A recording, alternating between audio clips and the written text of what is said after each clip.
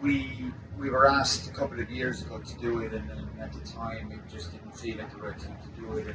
And you know, we've been asked a couple of times since then.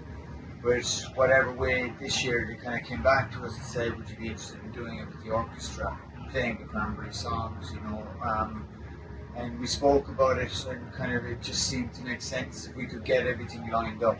You know, find the right person to sing on top of the tracks. The orchestra were for doing it, and luckily everything aligned, and it kind of seemed at the right time.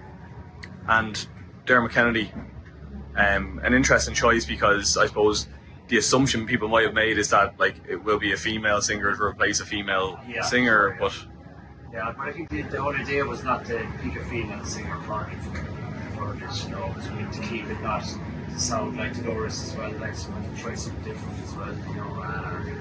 So we asked Dermot, and he got back in a couple of days, and was interested to do it. Like, so it was great, you know. He's got a very unique voice as well. It's fantastic.